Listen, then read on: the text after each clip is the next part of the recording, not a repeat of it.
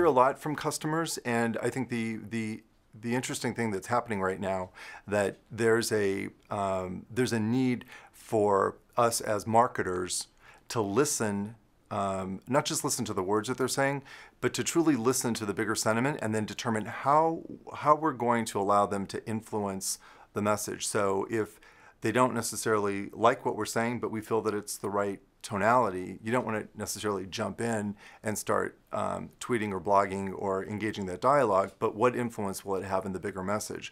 So ultimately, we need to become more comfortable with customers participating with the brand and the role that they're playing, because they're helping to shape it.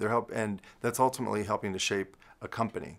So there's a responsibility all the way around it. We need to figure out how and when it's relevant to let them in and not let them in, and take it for a consult as opposed to a direction, or allow it to influence what we're doing. I think that the work that we've been doing, I think has been really good, and I would say in general, I think the work that most brands are doing is really good because it's relevant and you're learning something. Even if it didn't work, you've learned something, and if it really worked, that's even a bigger bonus to the equation.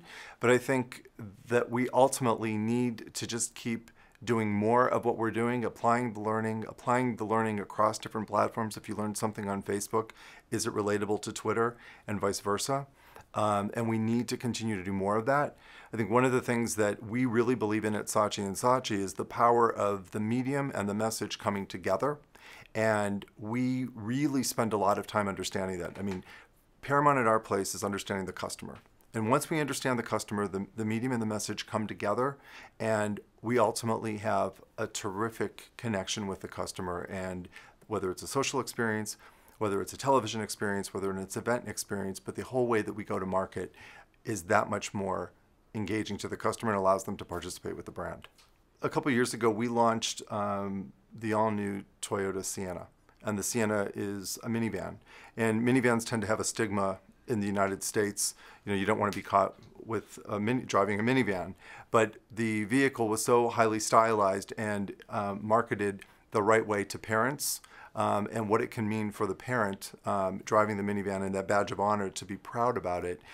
When we were shooting the traditional TV commercial, the dad in the commercial used the term swagger. And we realized once it started running on television, we realized in all the news feeds that were coming through, people caught it and they loved it, and they couldn't believe that he actually used the word swagger. And we very quickly harnessed that information, put together a video that many people saw on YouTube. It's got over 10 million views at this point. The Swagger Wagon video, that was a music video with our family, a parody of how to bring a minivan to life with music. And I think in a lot of ways it showed a sensibility with the product advertising, but yet relevant to the customer, and ultimately made people feel good about the brand.